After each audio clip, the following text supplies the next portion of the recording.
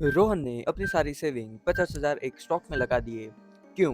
क्योंकि उसके favourite financer influencer ने कहा था कि ये स्टॉक रॉकेट बनने वाला है 2 दिन के अंदर।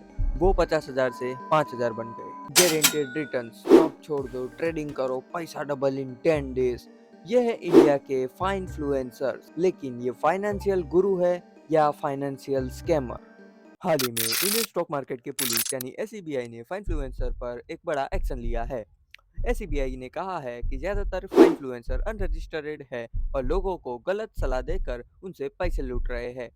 पर प्रॉब्लम कितनी बड़ी है, ये लोग आपको फंसाते कैसे हैं? एसईबीआई के नए रूल्स क्या है? और सबसे बड़ा सवाल, आपके पैसे इनकी ऐसी एडवाइस से कैसे सेफ है? आइए आज फैक्ट विद उदित में इसका पूरा एनालिसिस करते हैं। इस कहानी की शुरुआत होती है 2020 से। लॉकडाउन के टाइम करोड़ नए इन्वेस्टर्स स्टॉक मार्केट में आए। जनवरी 2020 में इंडिया में करीब 4 करोड़ जितने डीमेट अकाउंट थे। आज ये नंबर 15 करोड़ से भी ज्यादा है।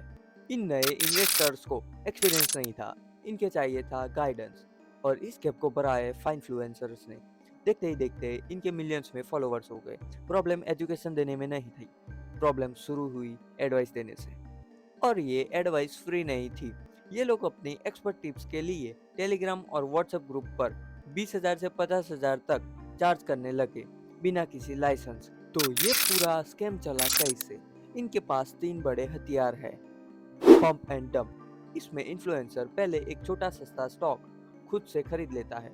मान लीजिए 1 लाख शेयर 2 के प्राइस पर। आम इन्वेस्टर फंस जाता है और इन्फ्लुएंसर पैसे बनाकर निकल जाते हैं। दूसरा तरीका है एफिलिएट मार्केटिंग।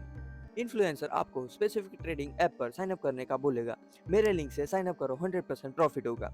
असलियत ये है कि आप जितनी बार ट्रेड करते हैं, जीतो या हारो, इनको उस ब्रोकर से कमीशन मिलता है।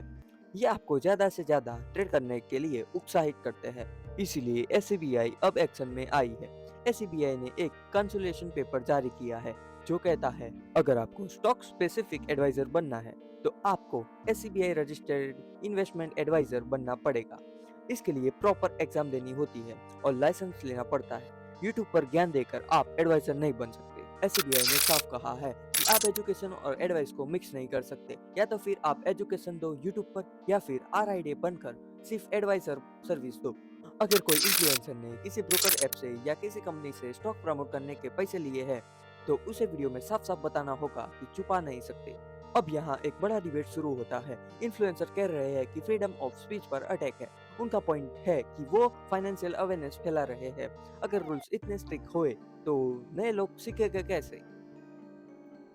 वहीं एसबीआई का पॉइंट है अवेयरनेस और मिस सेलिंग में बहुत बड़ा फर्क है। एक डॉक्टर बनने के लिए डिग्री लगती है, तो फाइनेंशियल डॉक्टर बनने के लिए लाइसेंस क्यों नहीं? तो फाइनफ्लुएंसर इंडस्ट्री को एक पूरी क्लीनअप से गुजर रही है।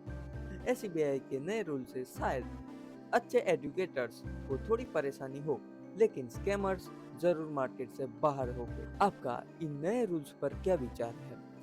क्या एसबीआई सही कर रही है? नीचे कमेंट में जरूर बताओ। शेयर कीजिए ये वीडियो अपने दोस्तों और फैमिली के साथ, ताकि वो भी ये स्कैम से बच सके।